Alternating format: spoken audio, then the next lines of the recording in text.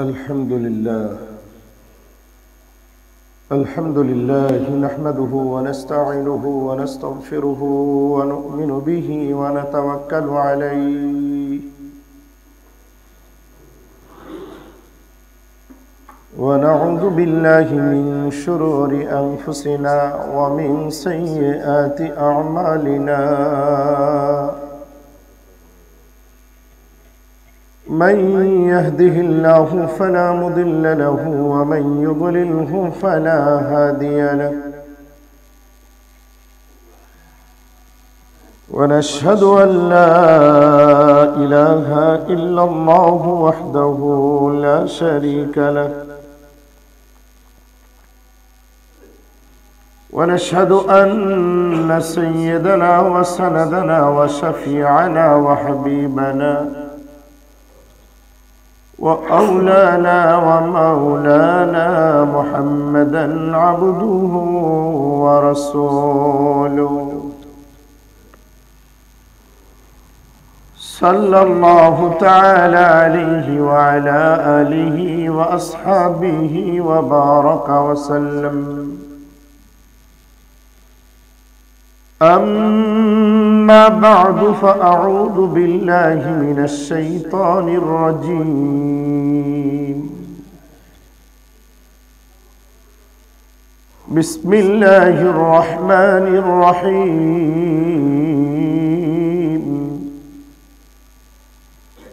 النبي أولى بالمؤمنين من أنفسهم وأزواجه أمهاتهم وقال الله تعالى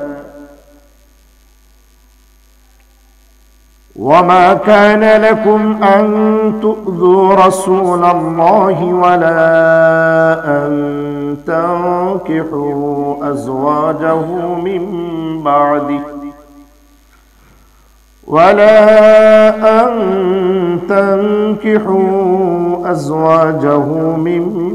بعده أبدا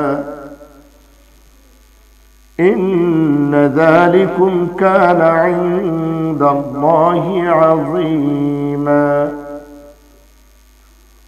وقال الله تعالى يا نساء النبي لستن كأحد من النساء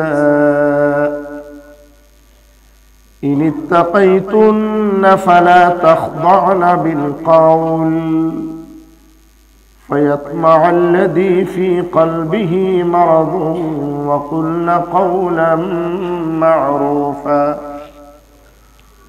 وقرن في بيوتكن ولا تبرجن تبرج الجاهلية الأولى وأقمنا الصلاة وآتينا الزكاة وأطعنا الله ورسوله صدقت يا رب العالمين. وقال النبي الأمي صلى الله عليه وسلم الدنيا كلها متاع وخير متاع الدنيا المرأة الصالحة. وقال النبي صلى الله عليه وسلم أيما امرأة ماتت وزوجها عنها راض دخلت الجنة أو كما قال عليه الصلاة والسلام. صدق رسولك النبي الأمي الكريم ونحن على ذلك لمن الشاهدين والشاكرين والذاكرين والحمد لله رب العالمين. पाकीज़ा तरश अर्श बरी जन्नत फिरदौस पाकीज़ा तरश अर्श बरी जन्नत फिरदौस आराम गहे खाके रसूल अरबी है, आराम गहे खाके रसूल अरबी है। नफ्सिल फिदा कुली सिगारिन अंत सकिनुहु, नफ्सिल फिदा कुली क़बरिन अंत सकिनुहु, फीही अल अफ़ाफ़ु व फीही अल जूदु वल करमु। সকলে একটু দরুদ ইব্রাহিম। আল্লাহুম্মা সাল্লি আলা মুহাম্মাদ ওয়া আলা আলি মুহাম্মাদ কামা সাল্লাইতা আলা ইব্রাহিম ওয়া আলা আলি ইব্রাহিম ইন্নাকা হামিদুম মাজিদ। আল্লাহুম্মা বারিক আলা মুহাম্মাদ ওয়া আলা আলি মুহাম্মাদ كما باركت على إبراهيم وعلى آل إبراهيم إنك حميد مجيد। عزيز محترم ومكرم উপস্থিত অধ্যকার জুমায় আগত সম্মানিত মুসল্লিয়ানে কেরাম, আল্লাহ পাকের আলিশান দরবারে লাখো কোটি শুকর যে মহান মালিক আপনাকে আমাকে অত্যন্ত ভালোবেসে মায়া করে আজ পবিত্র জুমার দিনে জুমার নামাজকে সামনে রেখে আল্লাহর ঘর মসজিদে আসার মতো বসার মতো সুযোগ যে আল্লাহ তাআলা আমাদেরকে দান করলেন, সে মহান মালিকের আলিশান দরবারে আল্লাহ পাকের শেখানো ভাষায় কালিমাতুশ শুকরের হাদিয়া আমরা সকলে আদায় করছি। জবান খুলে মহব্বতে আওয়াজ করে সকলে একবার পড়ে নিই আলহামদুলিল্লাহ। আল্লাহ যে সুস্থ রাখছেন আরেকবার বলি আলহামদুলিল্লাহ। যতবার আলহামদুলিল্লাহ বলবো ততবার রবের প্রশংসা হবে। নিয়ামত পাওয়ার পরে আমরা যদি প্রশংসা আদায় করি, এই নিয়ামত বৃদ্ধি করে দেওয়ার ঘোষণা দিয়েছেন কে? তো সে আল্লাহ যদি নিয়ামত বাড়িয়ে দেয় তাহলে লাভ না লস? সকলে তো বাড়তি চান, কেউ তো ঘাটতি চান না। কেউ চায়? সকলে শুধু বাড়তে চায়। চিকনটা মোটা হতে চায়, ছোটটা বড় হতে চায়, গরিবটা বড়লোক হতে চায়, যেটা কম শিক্ষিত এটা আরো উপরে উঠতে চায়। বাড়তি আমরা সকলেই চাই, কিন্তু বাড়তি বাড়ানো কমানো এই কুদরত এই ক্ষমতা আল্লাহ ছাড়া কারো হাতে। বাড়াতে পারেন কে? আবার কমায় দিতে পারেন কে? সুস্থ করতে পারেন কে? অসুস্থ করতে পারেন কে? কোনো ডাক্তার, কোনো কবিরাজ, কোনো মেডিসিন মানুষকে সুস্থ করে এই বিশ্বাস মুমিনের নয়।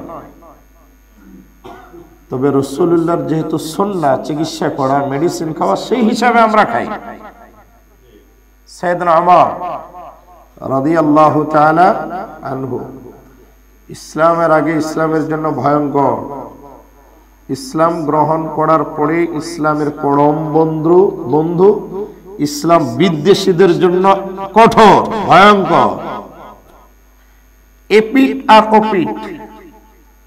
ওমর বিন খাত্তাব রাদিয়াল্লাহু তাআলা কাবায় যখন যেতেন, কাবা ঘরের দক্ষিণ পূর্ব কর্নারে কাবা ঘরের সাথে লাগা 3.5 ফিট উঁচুতে যে হাজরে আসওয়াদের টুকরাগুলো লাগানো আছে, এটা তো তখন টুকরা ছিল না, গোটা একটা পাথর ছিল রাসূলুল্লাহর যুগে।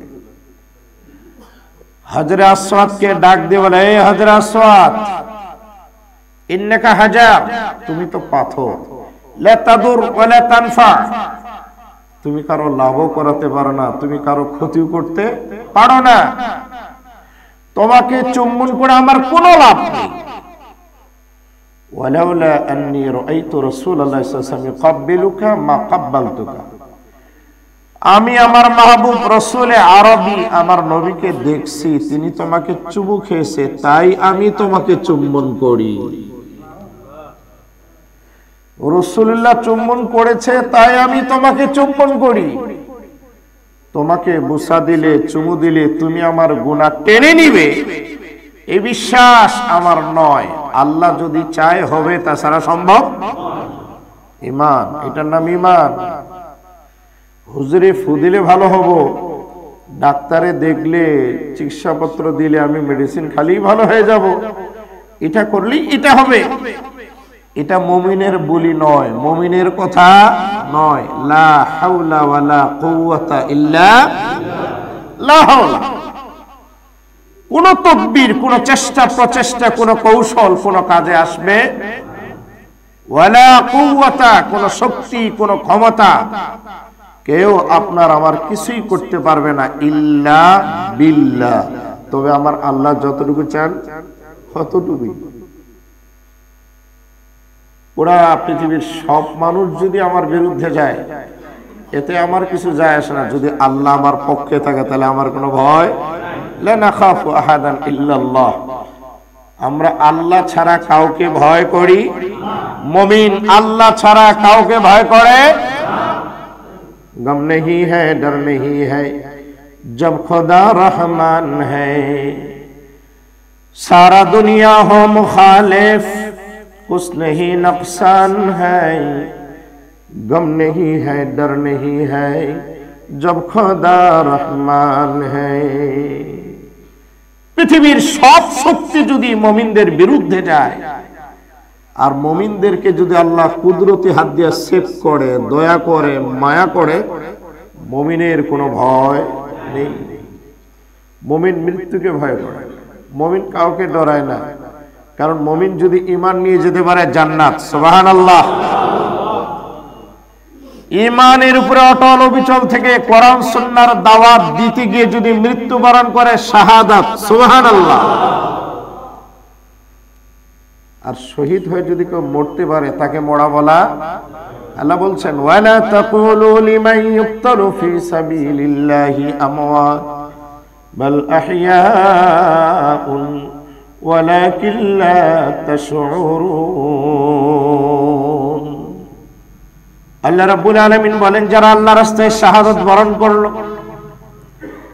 দিন কায়েম করতে গিয়ে যারা বিবিকে বিধবা বানালো, সন্তানদেরকে এতিম বানিয়ে দিল, ব্যবসা বাণিজ্য, চাকরি বাকরি, দুনিয়াটাকে পিছনে ফেলে নিজের দেহের তাজা রক্তগুলো জমিনে ঢেলে দিল, আল্লাহ বলে, খবরদার, তোমরা তাদেরকে মৃত বলো না।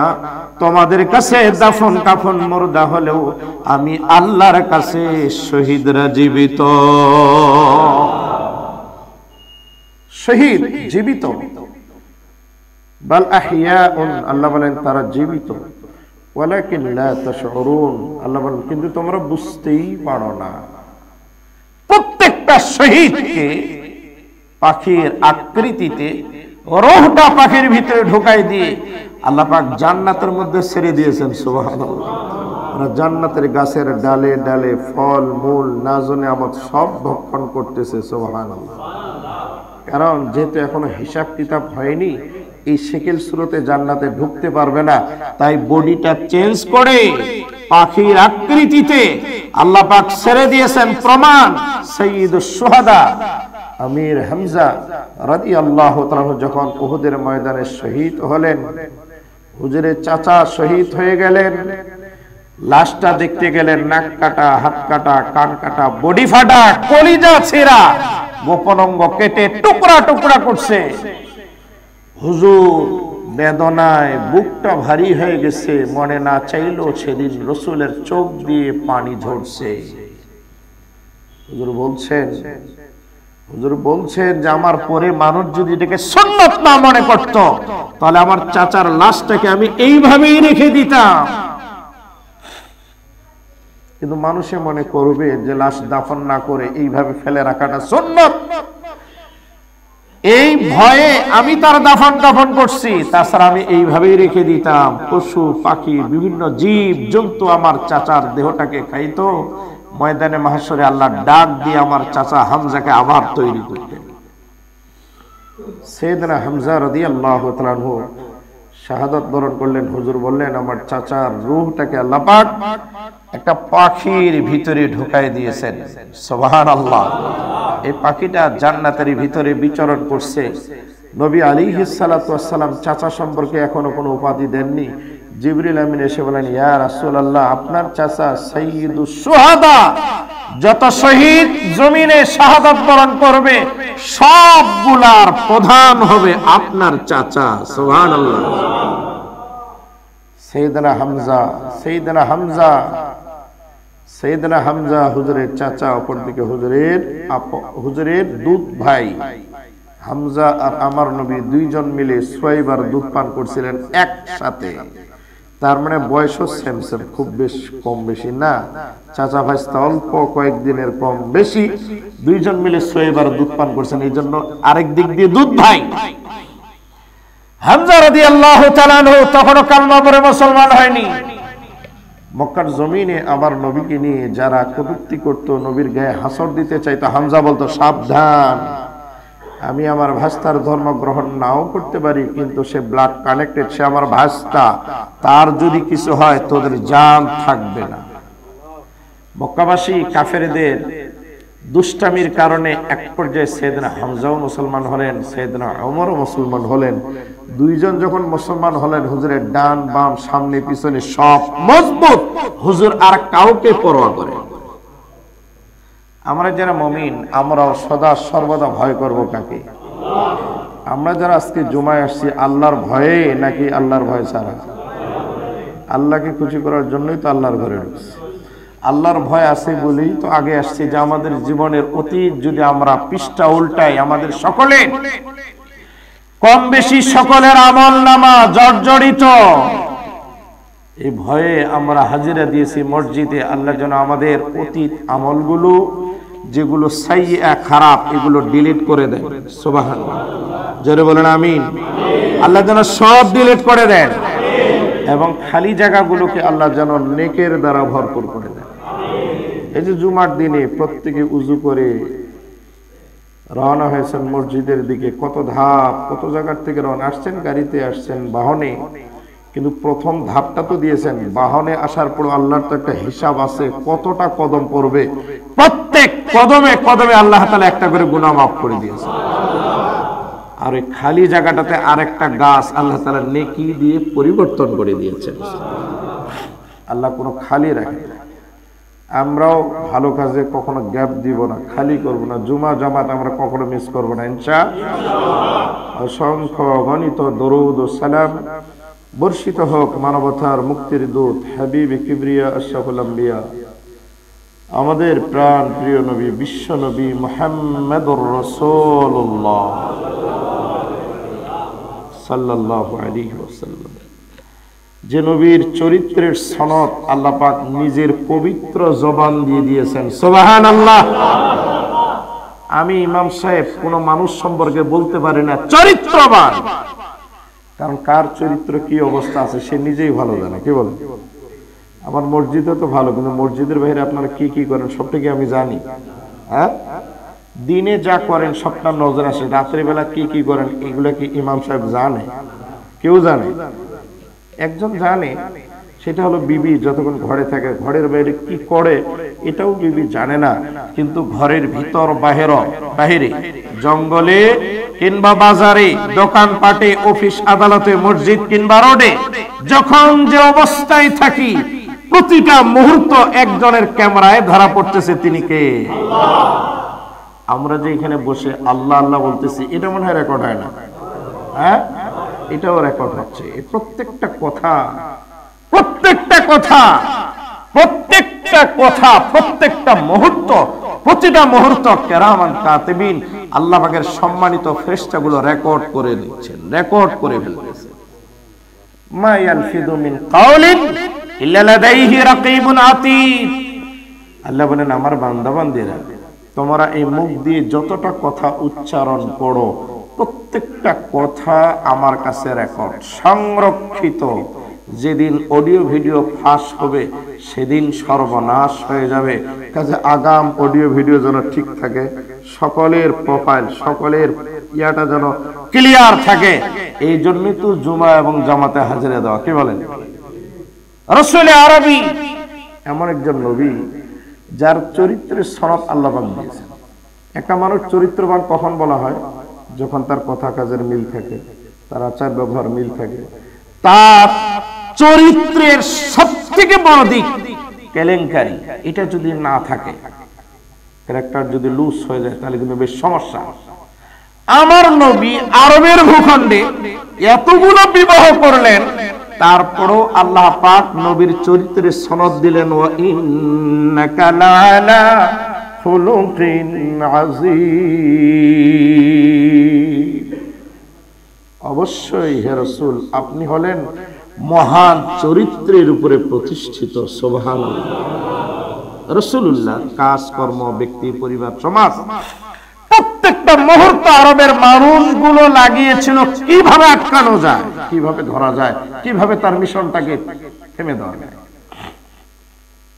এতগুলো বিবাহ করলেন, আরবের কোন মানুষ আমার নবীকে বলেননি যে আমার নবী নারী পাগল ছিল। নাউযুবিল্লাহ, কেউ বলেনি, কেউ বলেনি। কারণ নিজের চরিত্র ঠিক রাখার জন্য একটা কেন একাধিক বিবাহ করবার আইন, অনুমতি, পারমিশন দিয়েছেন কে? বলেন না, কে দিয়েছেন? এখানে নিজস্ব কিছুই নেই। বুখারী শরীফ 2 খণ্ড, এই যে আমার এখানে যে কিতাবটা আপনারা দেখতেছেন, এটা ইমাম বুখারীর লিখিত সেই বুখারী শরীফ, যেটা 16 বছর ধরে মেহনত করে। কয় বছর? আমাদের তো লেখাপড়া বই লেখে 1 মাসে, কেউ লেখে 1 সপ্তাহে। আর ইমাম বুখারী শরীফ লিখছেন, এই বুখারী শরীফটা লিখছেন কয় বছরে? 16 বছর মেহনত করে। এই যে 2টা খণ্ড, এটা হলো প্রথম, আর এই আমার সামনে যেটা খোলা মেলা দেখতেছেন এটা হলো দ্বিতীয়। এই টোটাল বুখারী শরীফ প্রথম এবং দ্বিতীয় খণ্ড, এটা হলো মূল বুখারী। এরপরে যেগুলো আপনাদের ঘরের মধ্যে আছে বাংলা, এগুলো তো খণ্ডেরও শেষ নেই, তরজমারও মানে অভাব নেই, ব্যাখ্যারও অভাব নেই। এটা হলো মূল খতিয়ান থেকে আপনাদেরকে শোনাচ্ছে। ডুপ্লিকেট ভেজাল হওয়ার কোনো সম্ভাবনা, এটা সব ঠিক আছে। আর সিএস যা আছে সব এখানে ঠিক আছে, একটাও ভুল নেই। মূল এখন তো এগুলো নিয়ে ষড়যন্ত্র হচ্ছে। মূল কিতাবগুলিকে কিভাবে বিকৃত করা যায়, ইহুদ এবং নাসরা যেভাবে করছে, কতগুলো জ্ঞান পাপী লেবাসধারী মুনাফিক তারাও লেগে গেছে যে হাদিসটাকে কিভাবে বিকৃত করে নিজের মত, নিজের স্বার্থটাকে বাস্তবায়ন করা যায়, এটারও চেষ্টা চলছে। জোরে বলেন নাউজুবিল্লাহ। সাধারণ মানুষ কি বুঝবে? কারণ যে আরবি গ্রামার চিনে না, ব্যাকরণ চিনে না, এক বচন বুঝে না, বহু বচন বুঝে না, ইসিম বুঝে না, ফেল বুঝে না, হরফ বুঝে না, হাল বুঝে না, তমিজ বুঝে না, সে কি বুঝবে? যারা আরবি সম্পর্কে ওয়াকিফ তারা একটু বুঝে, ওরাই ধরতে পারবে। সকলেই বাটপারদেরকে ধরতে পারবে না। এই জন্য আমরা মাঝে বললে আপনার আবার মন খারাপ করেন যে হুজুর আবার হুজুরের বিরুদ্ধে বলতেছে। হুজুর তো হুজুর চিনে, কি বলেন? হুজুর কি পীরে পীর চিনে, ইমাম চিনে, স্বর্ণকার স্বর্ণ চিনে, কি বলেন? চাউলের ব্যবসা করে চাউল চিনে, ধানের ব্যবসা যে করে ধান চিনে, লোহার ব্যবসা যে করে লোহা চিনে, কাপড়ের ব্যবসা যে করে সে কাপড় চিনে। যে চিনে তার কাছে গিয়ে চিনে নেবেন যে আসলে কোনটার ভিতরে কি ঝামেলা। লেবাস, পোশাক, দাড়ি টুপি আলখাল্লা পরলেই ওরাসাতুল আম্বিয়া হয় না, নবীর ওয়ারিস হয় না। মিলাই নিতে হবে কুষ্টি পাথরে ঠিক আছে। বুখারী শরীফ এই যে কিতাবটা, সেখান থেকে কিতাবুন নিকাহ ইমাম বুখারী 16 বছর মেহনত করে যে কিতাব লিখলেন, এই অধ্যায়ে কোরআনুল কারীমের আয়াত তিনি নিয়ে এসেছেন। আল্লাহ পাক বলেন, ওয়া ইন খিফতুম আল্লা তুকসিতু ফিল ইয়াতামা ফানকিহু মা তাবা লাকুম মিনান নিসাই মাসনা ওয়া সুলাসা ওয়া রুবা ফাইন খিফতুম আল্লা তা'দিলু ফাওয়াহিদাতান আও মা মালাকাত আইমানুকুম যালিকা আদনা আল্লা তাউলু। কোরআনুল কারীমের আয়াত ইমাম বুখারী শরীফের মধ্যে নিয়ে আসছেন। আল্লাহ পাক বলেন, ওয়া ইন খিফতুম আল্লা তুকসিতু ফিল ইয়াতামা, ইতিম কোন নারীকে বিবাহ করে কোন পুরুষ যদি ইনসাফ কায়েম না করতে পারে, তাহলে আল্লাহ পাকের নির্দেশ হলো ফানকিহু মা তাবা লাকুম মিনান নিসাই, তোমরা বিবাহ করো নারীদেরকে যে নারীগুলো তোমাদের ভালো লাগে। আমরা আল্লাহ পাককে বললাম আল্লাহ কয়টা করব? আল্লাহ এবার অঙ্কে অঙ্কে বলে দেন মাসনা মাসনা, দুটো দুটো।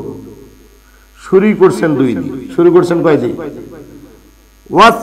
ওয়াসুলাসা, দুটোই যদি না হয় আরো একটা, তাহলে হলো কয়টা? ওয়ারুবা, তিনটা যদি না হয় তাহলে কয়টা? এই 4 পর্যন্ত আল্লাহ ব্রেক দিয়েছেন উম্মতের জন্য। কিয়ামতের একদিন পর্যন্ত এই সংখ্যার বাড়ানোর ক্ষমতা কারোর হাতে। এরপর আল্লাহ পাক বলেন ফাইন খিফতুম আল্লাহ তাদিলু, আমার বান্দা 4টা বিবাহ করে বিবিদের মাঝখানে যদি ইনসাফ কায়েম না করতে পারো, ফাওয়াহিদাতান, তাহলে একটা। তাহলে কয়টা? তাহলে কয়টা? দেখেন আল্লাহ পাকের কি ইনসাফ। বিবাহ করার পরে বউকে ঠকাবেন, একটারে বেশি ভালোবাসবেন, একটারে বেশি দামের গহনা দিবেন, কাপড় দিবেন, একটার প্রতি আপনার ইনসাফ, আর একটার সাথে বেইনসাফি। আল্লাহ বলেন না ফাইন খিফতুম, যদি তোমাদের ভয় হয় ইনসাফ কায়েম করতে না পারো, ফাওয়াহিদাতান, তাহলে কয়টা? এটাও যদি ভালো মতো না চালাতে পারো, আও আও মা মালাকাত আইমানুকুম, তাহলে দাসী, তাহলে দাসী যেগুলো তোমাদের হাতে। যালিকা আল্লাহ যালিকা আদনা আল্লাহ তাউলু, আল্লাহ বলেন এটাই হলো আমার ইনসাফ, যেন তোমরা বেইনসাফি না করো। এই যে কোরআনুল কারীমের আয়াত, এখানে আল্লাহ পাক বিবাহের কথা বলেছেন। প্রথমে বলছেন 2টা, তারপরে 3, না হলে 4। 5-এর কোনো সুযোগ নেই, 5-এর কোনো সুযোগ নেই। প্রশ্ন হলো আল্লাহ পাক 2, 3, 4 পর্যন্ত কেন বললেন? কি প্রয়োজন? গত জুমায় বলেছিলাম সাইয়েদনা আদম আলাইহিস সালাম থেকে নিয়ে আমার নবী পর্যন্ত সমস্ত নবী বিবাহ শাদী করছেন, একাধিক জন বিবাহ করেছেন, শুধুমাত্র 2 জন পয়গম্বর বিবাহ করেন। কয়জন? কয়জন? একে আমার খেয়াল নেই, মনে হয় ভুলে গেছেন গত সপ্তাহে। ভোলার কিছু নেই, একটা অভিজ্ঞতা, এই জিনিসটা আপনাদের নলেজে থাকতে হবে। সত্য জানেন, সত্য বুঝেন, ইসলামেরও কিছু মৌলিক ধারণা প্রত্যেকের থাকতে হবে তো, থাকতে হবে তো। 2 জন পয়গম্বর শুধু বিবাহ করেননি, একজন হলেন সাইয়েদনা ঈসা আলাইহিস সালাতু ওয়াস সালাম, আরেকজন তার খালাতো ভাই ইয়াহইয়া আলাইহিস সালাম। এই 2 জন পয়গম্বর বিবাহ করেন। ইয়াহইয়া তো বিবাহ করার কোনো সুযোগই নেই, কারণ দুনিয়া থেকে অলরেডি টিকিট কেটে উনি চলে গেছেন। বাকি আছেন একজন পয়গম্বর ঈসা আলাইহিস সালাতু ওয়াস সালাম, তিনি এখনো অক্ষত অবস্থায় সশরীরে ঊর্ধ্ব জগতে আসবে দাজ্জালকে খতম করার জন্য। কথা বলেন, উনি আসবেন, বিবাহ শাদী করবেন, সন্তানাদিও হবে। তাহলে এবার সারাংশ দাঁড়ালো মোটামুটি নবীদের ভিতরে একজন বাদ দিয়ে সব নবী বিবাহ করছেন, করবেন। 1 জন 2 জন না, একাধিক একাধিক। আমার নবী শুধু একাধিক বিবাহ করছে তো রাসূলুল্লাহর যুগে কেউ তো রাসূলুল্লাহর চরিত্র নিয়ে আজে বাজে মন্তব্য করেনি, কারণ আমার নবীর প্রয়োজন ছিল তাই এতগুলো বিবাহ করেছেন। হুজুর করেননি, বরং নবী আলাইহিস সালাম বলেছেন যে আমি তো একটা বিবাহ করিনি, বরং যতজন বিবাহ করেছি সবগুলা বিবাহ করিয়েছেন আমার মালিক আল্লাহ তাআলা। জোরে জোরে বলুন সুবহানাল্লাহ। ওয়া নবী সাঈদ الخدري رضي الله تعالى عنه قال قال رسول الله صلى الله عليه وسلم ما تزوجت شيئا من نسائي ولا زوجت شيئا من بناتي إلا بوحي جاء به جبرائيل عن ربي عز وجل। আল্লাহর হাবিব বলেন আমি একটা দুইটা একাধিক বিবাহ করেছি, একটাও নিজে করি নাই, এবং আমার কন্যাদেরকে আমি নিজে বিবাহ দেই নাই, যতক্ষণ না পর্যন্ত আল্লাহ পাক আমার বিবাহের ব্যবস্থা সম্পাদন করেন নাই ততক্ষণ পর্যন্ত আমি কাউরে বিবাহ করি নাই, কাউকে বিবাহ দেই নাই। নিজ ইচ্ছা মতে হুজুর একটা বিবাহ করেন। সুবহানাল্লাহ। মা তাজাওয়াজতু শাইআম মিন নিসাই, হুজুর বলেন একটাকেও আমি ইচ্ছা করে বিবাহ করি নাই, আমি নিজে বিবাহের প্রস্তাব দেইনি, বরং আমাকে দেওয়া হয়েছে জাআ বিওয়াহয়িন, জাআ বিওয়াহয়িন, ওহীর মাধ্যমে মেসেজ আসছে আল্লাহর পক্ষ থেকে, আমি তখন বিবাহ করেছি। ওয়ালা তাজাওয়াজতু শাইআন ওয়ালা জাওয়াজতু শাইআম মিন বানাতি, ঠিক তেমনি করে আমার মেয়েদের বিবাহ আমি ইচ্ছা করে দেইনি, আল্লাহর যখন মঞ্জুর হয়েছে যার সাথে দেওয়ার জন্য, আমি তখন তার হাতে কেবলমাত্র তুলে দিয়েছি। আল্লাহু আকবার। কারণ রাসূলুল্লাহর যত কাজ কর্ম সবটা হয়েছে ওহীর মাধ্যমে, একটাও তিনি ইচ্ছা মতো করেন। ওয়ামা ইয়ানতিকু আনিল হাওয়া ইন হুয়া ইল্লা ওয়াহয়ুন ইউহা। আল্লাহ পাক বলেন আমার নবী মন মতো কোনো কথা বলে না, মনে যা চায় তা তিনি বলেন না, বরং যা কিছু বলেন সবটাই আমি আল্লাহর পক্ষ থেকে ওহী নাযিল হওয়ার পরে আমার বন্ধু তখন মুখ দিয়ে সেই কথাগুলো বলে। যতটা হুজুর বলছেন সবটাই কার নির্দেশে? যত কাজ তিনি করছেন কার নির্দেশে? একটাও নিজে তিনি করেননি, আল্লাহ পড়াইছেন তারপর করছেন। আমার নবী এই যে এতগুলো বিবাহ করলেন, একটাও নবী আলাইহিস সালাতু ওয়াস সালাম নিজ ইচ্ছায় করেননি, সবটাই আল্লাহ পাকের ইচ্ছায়। সুবহানাল্লাহ। গত জুমায় আপনাদের বলেছিলাম আমার নবীর টোটাল স্ত্রী ছিল কতজন? জোরে বলেন কতজন? 11 জন স্ত্রী। প্রথম শুরু হয়েছিল উম্মুল মুমিনিন খাদিজা রাদিয়াল্লাহু তাআলা আনহা, প্রথম স্ত্রী খাদিজাতুল কুবরা রাদিয়াল্লাহু তাআলা আনহা। হুজুরের বয়স যখন 24 কিংবা 25, খাদিজাতুল কুবরার বয়স তখন কত? 40 প্লাস। পূর্বের 2 স্বামী। কয় স্বামী? একটা হলো আবু হালা আর একটা হলো আতিক বিন আয়েদ। প্রথমটার থেকে 2 সন্তান, পরেরটার থেকে 1 কন্যা সন্তান। টোটাল 3টা সন্তানের মা, 2 জন স্বামী ডেট মারা গেছে। খাদিজাতুল কুবরা আমার নবীর সাথে বিবাহ হলেন। হুজুরের দাম্পত্য জীবনে টোটাল 25 বছর ঘর সংসার করলেন। আল্লাহু আকবার। কয় বছর? 40 এর সাথে 25 যোগ দিলে বয়স কত হয়? 65 বছর বয়সে খাদিজাতুল কুবরা রাদিয়াল্লাহু তাআলা আনহা দুনিয়া থেকে বিদায় নেন। হুজুরের বয়স তখন 50, নবুয়তের 10ম বছর। কয়েকদিন আকপিস করে খাদিজাতুল কুবরা আর রাসূলুল্লাহর চাচা আবু তালেব এই অল্প কয়েকদিন আকপিস করে 2 মুরব্বি চলে গেছে। একটা চাচা আর একটা হলো ঘরের জীবন সঙ্গিনী। 2 জনের মৃত্যুতে নবী আলাইহিস সালাম বড় শোকে কাতর হয়ে পড়লেন। কারণ ডানো গেল বামও গেল, সঙ্গ হারা হয়ে গেলেন কিছুটা। হুজুর এত চিন্তিত। ইসলামের ইতিহাস ওই বছরটাকে বলে আমুল হুজন, আমুল চিন্তার বছর। করোনার বছরে আমাদের যে অবস্থা হয়েছে, রাসূলুল্লাহ তো আরো কঠিন ছিল, কারণ মক্কার সব মানুষগুলো রাসূলের তো বন্ধু। হ্যাঁ, সব বন্ধু ছিল, সবগুলো শত্রু ছিল, দুশমন ছিল। সুযোগ পালি যে যেভাবে, কেউ রাসূলের গায়ে, কেউ বিবিদের গায়ে, কেউ সন্তানদের গায়ে, পরিবারের উপরে যে যেভাবে পেয়েছিল আঘাত করতে চেয়েছে। আমার আল্লাহ চ্যালেঞ্জ করেছেন, ওয়াল্লাহু ইয়াসিমুকা মিনান নাস। হে রাসূল, আপনার কোনো ভয় নাই, আপনি আপনার পুরো পরিবারকে সেভ করার দায়িত্ব নিয়েছে আমি আল্লাহর কুদরত। সুবহানাল্লাহ। খাদিজাতুল কুবরা রাদিয়াল্লাহু তাআলা আনহা হুজুরের স্ত্রী। প্রথম সন্তানের নাম হলো কাসেম। বলেন কাসেম। কি নাম? ছেলে। এই কারণে আমার নবীকে বলা হতো আবুল কাসেম। কি বলা হতো? আবুল কাসেম। এই রাসূলুল্লাহর এই ছেলেটা বেশি দিন বাঁচেনি, 2 বছর। কেউ বলেন না আরেকটু বড় হয়েছিল, ভালো মন্দ বুঝতো, আল্লাহ তাআলা তাকে তখন তুলে নিয়েছে। এরপরে কন্যা সন্তান যায়নাব, এরপরে রুকাইয়া, এরপরে আরেক ছেলে আব্দুল্লাহ, এরপরে উম্মে কুলসুম, এরপরে ফাতেমাতুজ জাহরা রাদিয়াল্লাহু তাআলা আনহা। খাদিজাতুল কুবরার থেকে 4টা মেয়ে, 2টো ছেলে। বড় মেয়ে যায়নাব, এরপরে রুকাইয়া, এরপরে উম্মে কুলসুম, এরপরে ফাতেমাতুজ জাহরা। এটা হলো কন্যাদের সিরিয়াল। একবারে মেয়েদের মধ্যে সবথেকে ছোট ফাতেমাতুজ জাহরা রাদিয়াল্লাহু তাআলা আনহা। এই চারটা মেয়ে আর দুটো ছেলে, একটার নাম কাসেম আর একটার নাম আব্দুল্লাহ।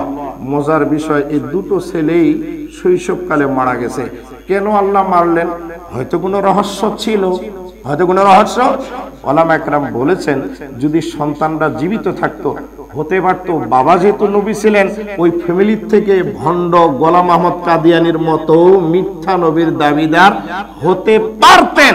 সুযোগ আল্লাহ রাখেননি, এই জন্য আগেই দুনিয়া থেকে নিয়েছেন।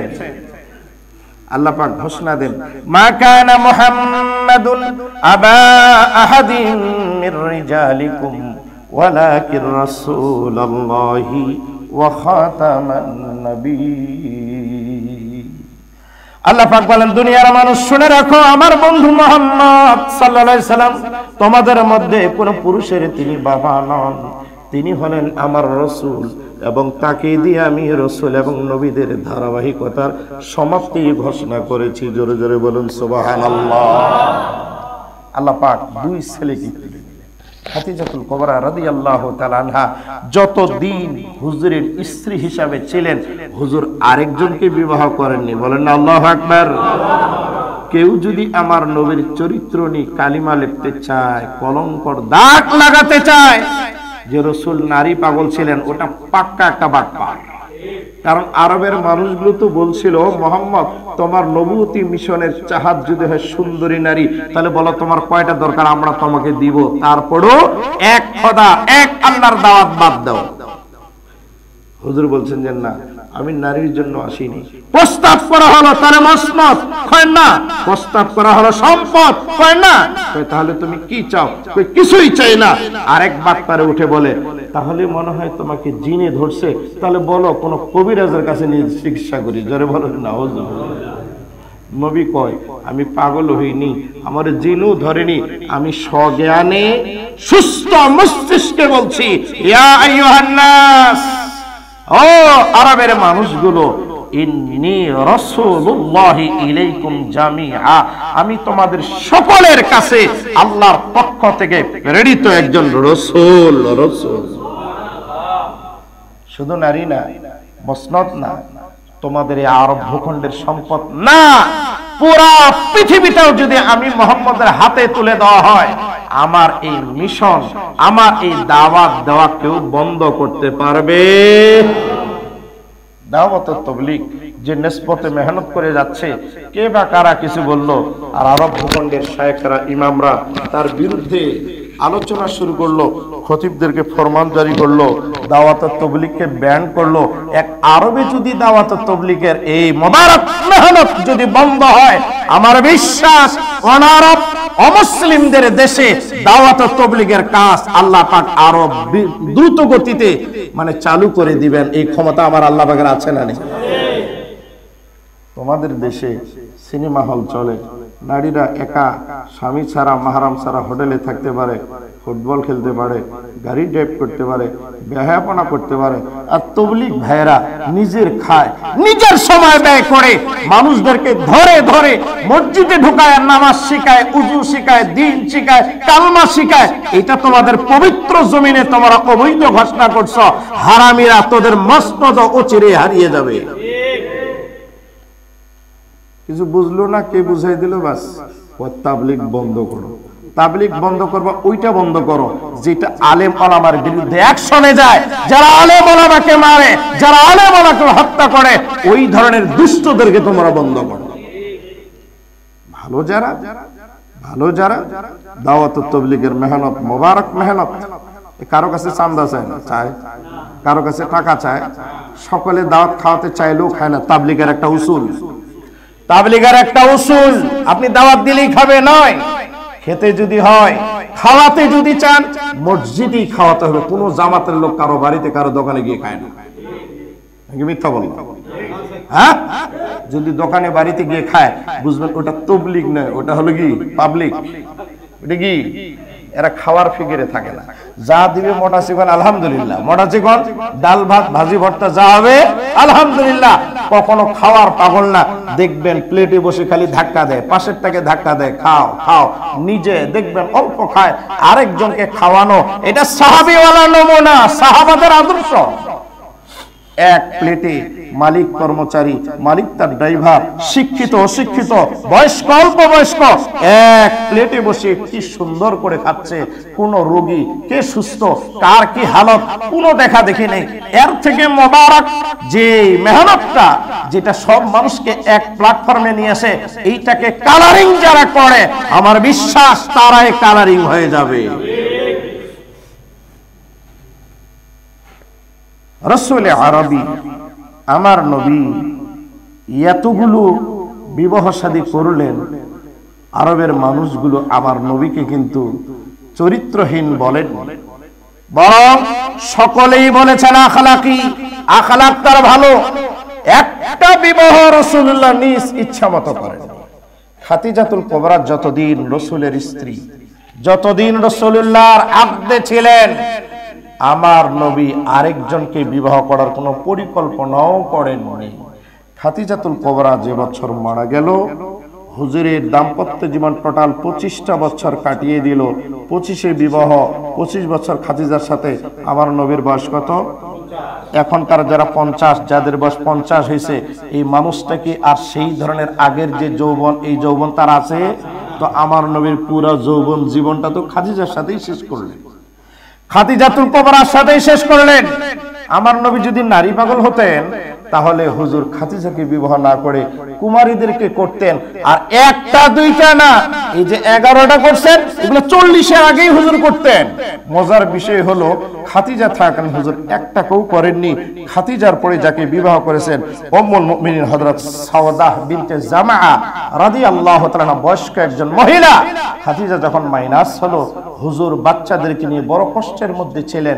মাঝে মধ্যে চিন্তা করতেন যে বাচ্চাগুলোকে আমি সামলাবো নাকি আমার নবুয়তি মিশনের কাজটা আমি করব। প্রস্তাব আসলো, হুজুর তাহলে বিবাহ করেন। হুজুর বললেন, কারে বিবাহ করা যায়?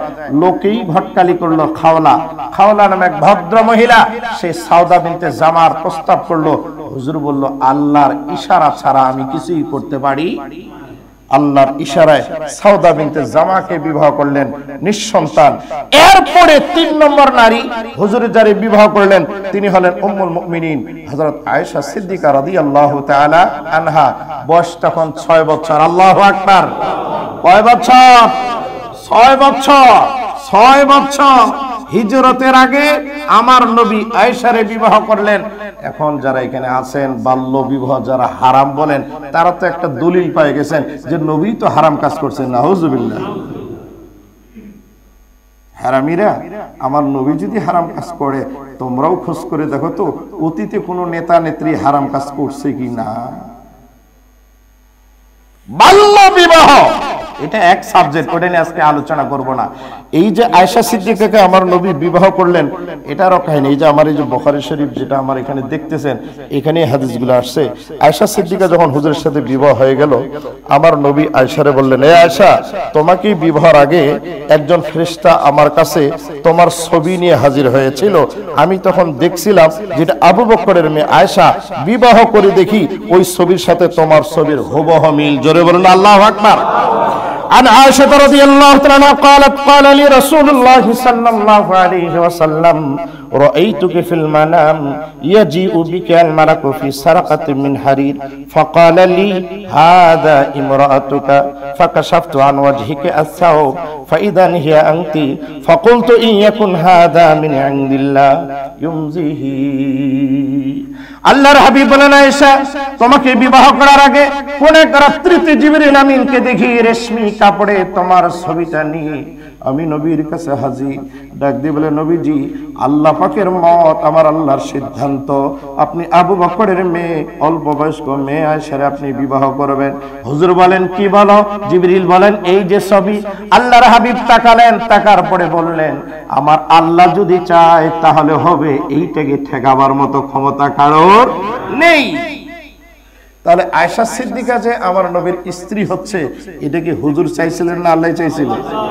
3 নম্বর স্ত্রী উম্মুল মুমিনিন আয়েশা সিদ্দিকা রাদিয়াল্লাহু তাআলা, সিরিয়ালটা খেয়াল রাখবেন। 4 নম্বরে বিবাহ করলেন উম্মুল মুমিনিন হাফসা বিনতে উমর রাদিয়াল্লাহু তাআলা আনহু। আয়েশা সিদ্দিকা টোটাল নবীজির সাথে ঘর সংসার করেছেন 6 বছর বয়সে বিবাহ হলো। 9 বছর বয়সে রাসূলুল্লাহ তাকে নিজের ঘরে তুলে নিলেন। কারণ 6 বছরের একটা মেয়ে, ও তো খেলার পাগল। কিসের পাগল? ছোট বাচ্চা। আপনার আমার বাচ্চা নেই 6 বছরের। 9 বছর যখন বয়স হয়, আপনারা যারা এখানে অভিভাবক আছেন সচেতন, আপনারা যারা কিছু বুঝেন, আর যে বুঝে না তাকে বুঝায় কোনো লাভ নেই। মোটামুটি শারীরিক কন্ডিশনে বাচ্চাদের, মেয়ে বাচ্চা হলে 9 কিংবা 10-এ তাদের মেন্স কিন্তু অলরেডি চলে আসে। আর মাসিক যদি আসে তখন শরীয়ত বলছে সাবালিকা, এর নাবালিকা না, ও স্বামীর ঘর করতে পারে। আম্মাজান আয়েশা সিদ্দিকা রাদিয়াল্লাহু তাআলা আনহা বিবাহত হলো 6 বছর বয়সে, কিন্তু রাসূলের ঘরে তুলেন 9 বছরে। তখন তার মাসিক মেন্স শুরু হয়। বাবাই চিন্তা করলো, মায় চিন্তা করলো, এর স্বামীর ঘরে দেওয়া যাবে। যখন উপযুক্ত হয়েছে তখন স্বামীর ঘরে পাঠিয়ে দেওয়া হয়েছে। আরবের মহিলাগুলো শারীরিক কন্ডিশন তাদের অনেক বেশ ভালো ছিল, যার কারণে এই 9 বছর বয়সে রাসূলুল্লাহর ঘরে তাকে দেওয়া হলো। রাসূলের ঘরে 9 বছর বয়স থেকে ঘর সংসার শুরু করলেন। খেয়াল রাখেন, রাসূলুল্লাহ সাল্লাল্লাহু আলাইহি ওয়াসাল্লাম যেদিন দুনিয়া থেকে বিদায় নেন, আম্মাজান আয়েশা সিদ্দিকার বয়স তখন 18 বছর। কয় বছর বলেন না? কয় বছর? কয় বছর? 18 বছর। 18 বছর বয়স। 18 বছর বয়স। এখন এই যে রাসূলুল্লাহ বিদায় হয়ে গেলেন, আম্মাজান আয়েশা সিদ্দিকা 18 বছর বয়সে স্বামী হারালেন। এরপরে হলোটা কি, এটাও একটু জানার দরকার আছে না? হুজুরের 3 নম্বর স্ত্রী আম্মাজান আয়েশা সিদ্দিকা রাদিয়াল্লাহু তাআলা আনহা রাসূলুল্লাহর সাথে ঘর সংসার করলেন 9 বছর। একটা বাচ্চাও হয়নি। আল্লাহ চাইনি তাই হয়নি। কারণ অনেকে আবার প্রশ্ন করবে, হুজুরের সাথে 9 বছর থাকলো তাও কিছু হলো না। এ ভাই, চাইলে হয় না যতক্ষণ না আল্লাহ চায়। যতক্ষণ না আল্লাহ চায়। 18 বছর বয়স রাসূলুল্লাহ দুনিয়া থেকে বিদায় নিলেন। এরপরও আম্মাজান আয়েশা সিদ্দিকা 48 বছর আরো হায়াত পেয়েছিলেন। কত বছর? 48 এর সাথে 18 যোগ দেন, তাহলে হয় কত? বলেন কত হয়? 66 বছর বয়স। 66 বছর বয়সে হিজরতের 57 হিজরিতে তিনি দুনিয়া থেকে বিদায় নেন। এই টোটাল 48 বছর স্বামী সারা কিভাবে কাটিয়ে দিলেন? কিভাবে সম্ভব ছিল? কাটাবেন না কেন? সূরাতুল আহজাব একবার প্রথম দিকে তেলাওয়াত করেছি। আল্লাহ পাক বলেন, নবীর যারা স্ত্রী এরা উম্মতের জন্য মা। উম্মতের জন্য কি? বলেন উম্মতের জন্য কি? আল্লাহ পাক বলেন, আন-নাবিয়্যু আওলা বিল মুমিনিনা মিন আনফুসিহিম ওয়া আজওয়াজুহু উম্মাহাতুহুম। আন-নাবিয়্যু আওলা বিল মুমিনিন মিন আনফুসিহিম। আল্লাহ বলেন, নবীরা উম্মতের কাছে নিজের নফসের চেয়েও বেশি মাহবুব। সুবহানাল্লাহ। বেশি দামি, বেশি সম্মানে। আমার সম্মান আসে না যায় এটা কোনো বিষয় না, নবীর ইজ্জত যেন ঠিক থাকে, এটাই হলো আমি ইমাম হিসাবে আমার ঈমানের তাগাজা। কথা বলেন। রাসূলুল্লাহর ইজ্জতের উপরে হাসর পড়বে, কোন ঈমান চুপচাপ থাকতে পারে না। কারণ রাসূলের মহব্বত নিজের চেয়েও বেশি রাখতে হবে দিলে, তাহলে ঈমানদার, না হলে বাটপার। না হলে কি? রাসূলুল্লাহর চরিত্র ব্যঙ্গ করবে, ঈমানদার চুপচাপ থাকবে, এটা হতে পারে না। এটা আমার কথা না। এই যে সূরাতুল আহজাব 6 নম্বর আয়াত, আন-নাবিয়্যু আওলা বিল মুমিনিন মিন আনফুসিহিম। নবীরা হচ্ছে মুমিনদের কাছে নিজের জীবনের চেয়েও বেশি দামি। যুদ্ধের ময়দানে আবু তালহা রাদিয়াল্লাহু তাআলা দাঁড়িয়ে গেলেন, তীর আসতেছে বৃষ্টির মতো, কখন যেন নবীকে নিয়ে যায়। আবু তালহা বলেন, নাহরি দোনা নাহরিকা ইয়া রাসূলুল্লাহ। হুজুর, আপনি মাথা উপরে তুলবেন না, আপনি আমার পিছনে দাঁড়ান। আপনাকে সেভ করতে গিয়ে আমার সিনাটা ঢাল হবে, তীর আমার সিনায় বিদ্ধ হবে। আপনি যেন জীবিত থাকেন, কারণ আমার চেয়ে আপনার ইজ্জত, আমার চেয়ে আপনার দাম আমার আল্লাহর কাছে বেশি। নাহরি দোনা নাহরি। আমি আমার জীবনটাকে উৎসর্গ করব আপনাকে নয়, আপনাকে নয়, আপনাকে নয়। এরাই ছিল সে আশিক, এরাই ছিল সাহাবী, যাদের সম্পর্কে আমার আল্লাহ বলেছেন রাদিয়াল্লাহু আনহুম ওয়া রাদু আন। আল্লাহ তাদের আমলে খুশি, আর আল্লাহর প্রতিদান পেয়ে তারাও খুশি। সুবহানাল্লাহ। নবীর গায়ে আঘাত। এরপরের কথা আল্লাহ বলেন ওয়া আজওয়াজুহু উম্মাহাতুহুম, আর নবীর স্ত্রীরা উম্মতের জন্য মা। উম্মতের জন্য কি? ওয়া আজওয়াজুহু উম্মাহাতুহুম। আজকেই ঘরে গিয়া, আজকেই প্রত্যেকেই ঘরে গিয়া, কারো যদি কোরআন শরীফ থাকে, বাংলা অনুবাদ থাকে, তাফসীর থাকে, সূরাতুল আহজাবের 6 নম্বর আয়াত আমি মিম্বার থেকে বললাম, ঘরে গিয়ে মিলাই নেবেন। যদি কথাগুলো মিল না হয়, আগামী জুমায় আসে দাঁড়িয়ে যাবেন যে হুজুর আপনি মিথ্যা কথা বলেছেন। ওয়া আজওয়াজুহু উম্মাহাতুহুম, আমার আল্লাহ বলেন নবীর স্ত্রীরা উম্মতের জন্য মা। উম্মতের জন্য কি বলেন না? উম্মতের জন্য কি?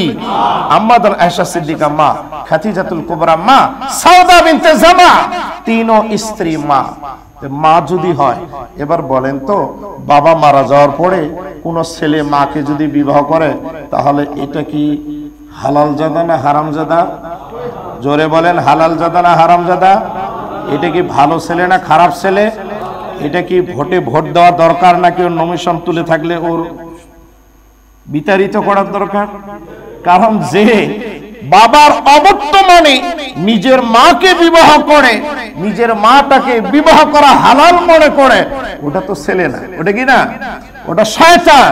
সূরাতুন নিসা, সূরাতুন নিসা 22 নম্বর আয়াত আমার আল্লাহ বলেন ওয়ালা তানকিহু মা নাকাহা আবাউকুম মিনান নিসা ইল্লা মা ক্বাদ সালাফ ইন্নাহু কানা ফাহিশাতাও ওয়া মাকতা ওয়া সাআ সাবিলা।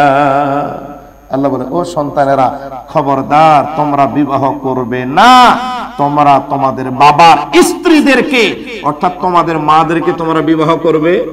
তাহলে রাসূলের স্ত্রী আমাদের জন্য কি বলেন? আমাদের জন্য কি? আম্মা আয়েশা সিদ্দিকা রাদিয়াল্লাহু তাআলা তিনি হলেন মা। হুজুরের প্রত্যেকটা বিবি আমাদের জন্য মা। কিন্তু আমরা তো মাটা কথাই বলা লাগে এটাও জানি না। হুজুরের মেয়ে ফাতেমাতুজ জোহরা, আমরা তাকেও মা ফাতেমা বলে, এরকম আছে না নাই?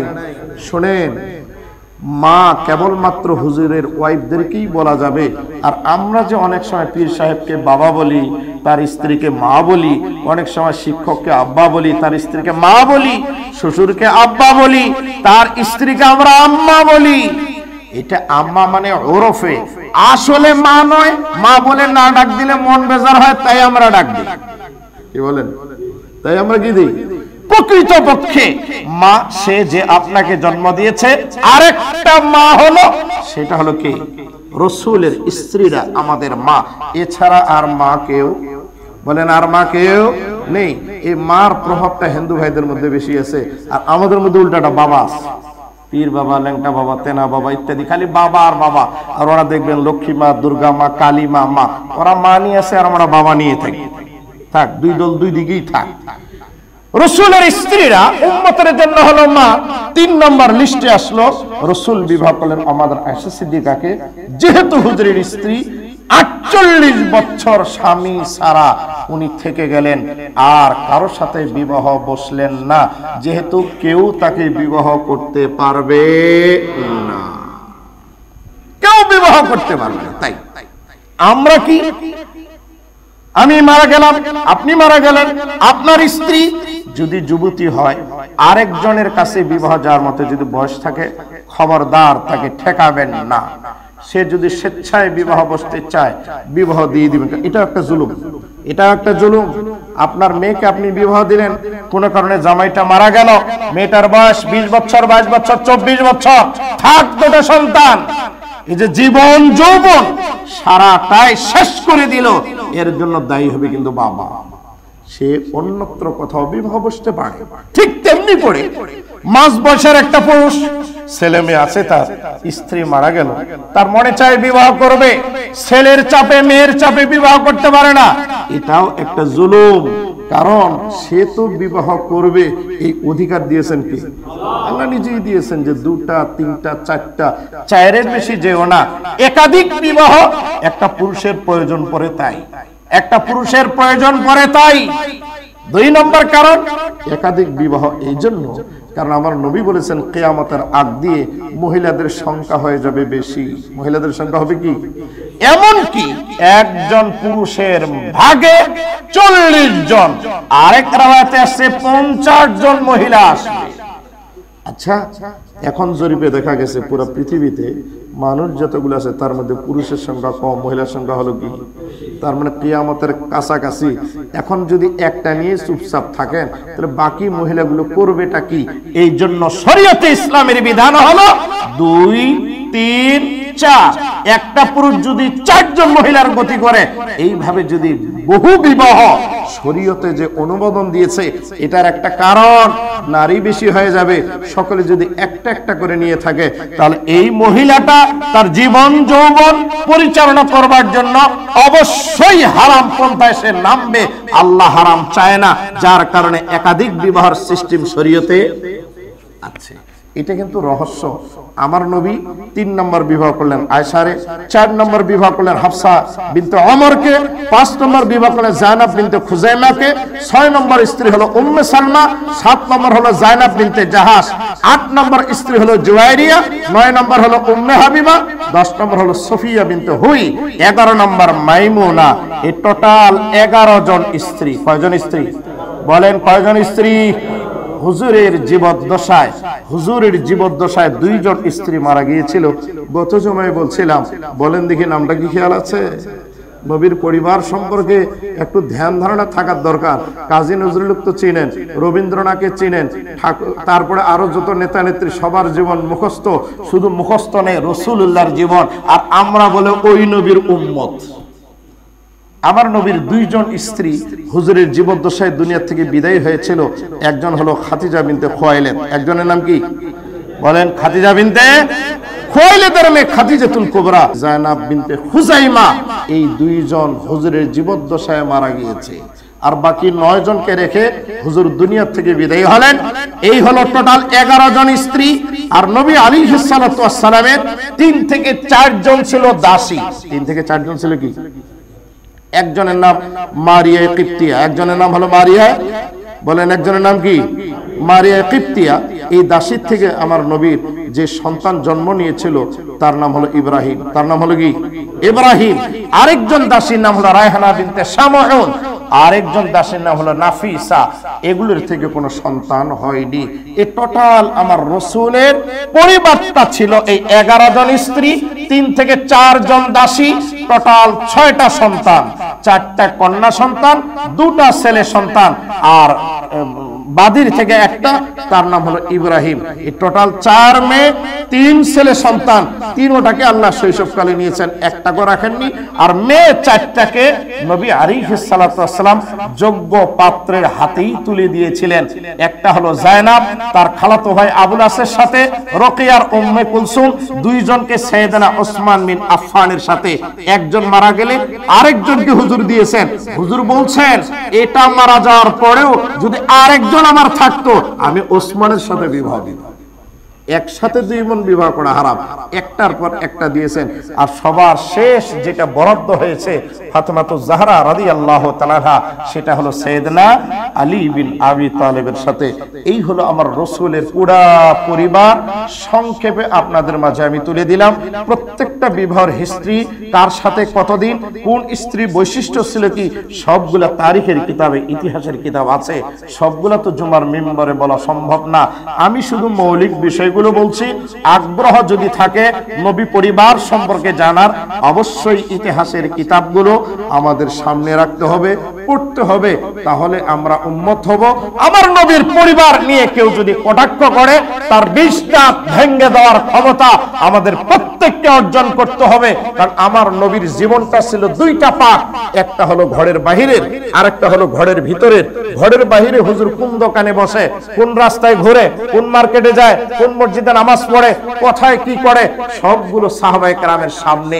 চার দেওয়ালের ভিতরে ঢুকলে হুজুর কিভাবে ঘুমায়, কিভাবে খায়, স্ত্রীদের সাথে কিভাবে ব্যবহার, কথাবার্তা কিভাবে হুজুর হাসি তামাশা করে, এগুলো তো আবু বকরও জানে না, ওমরও জানে না, ওসমানও জানে না, আলীও কেউ জানে না। কারণ চার দেওয়ালের ভিতরে মাহরাম ছাড়া অন্য কারো যাওয়া নিষেধ। এই চার দেওয়ালের ভিতরে আমার নবীর টোটাল জীবনটা উম্মতের জন্য যেহেতু শিক্ষণীয়, উসওয়ায়ে হাসানা, আদর্শ হিসাবে নবী আল্লাহ তাআলা প্রেরণ করলেন, এই জন্য এতগুলো বিবাহ করছেন, এতগুলো বিবাহ করে উম্মতকে শিক্ষা দিলেন, এই উম্মত, বিবাহ যদি অল্প বয়স্ক করো তাহলে আজ আয়েশার জীবন থেকে খুঁজে নিও আমার আদর্শ কি। বিবাহ যদি বয়স্ক মহিলাকে করো, খাদিজার কাছ থেকে শিখে নিও। ও নারীরা, দাম্পত্য জীবনে স্বামীর সাথে মহব্বত কিরকম হবে, রাসূলের স্ত্রীদের জীবন দেখো, তাহলে মডেল পেয়ে যাবে।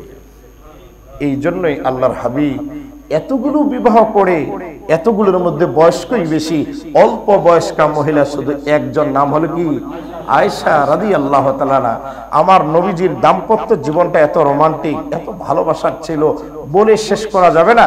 যেহেতু ছোট ছোট বাচ্চা আছে, তারপর হাদিসের কথা আমাকে বলতে হয়। বুখারীর মধ্যে রওয়ায়াতটা আসছে, একদিন আম্মা জান আয়েশা সিদ্দিকা বলেন, ইয়া রাসূলুল্লাহ, আপনি যদি রাখাল হন, আপনি যদি কি হন, রাখাল হন, আপনি তো রাখাল ছিল না, সুতরাং আপনার অভিজ্ঞতা আছে, আপনার পশুগুলো নিয়ে ফাঁকা মাঠে গেলেন, গিয়ে দেখেন কিছু ঘাস, যে ঘাসগুলো কোনো জন্তু খায়নি, কিছু গাছ, যে গাছের পাতাগুলো কোনো জন্তু ছিঁড়েনি, আরেকদিকে ঘাস খেয়েছে, গাছের পাতা অন্য জীবজন্তু খেয়েছে।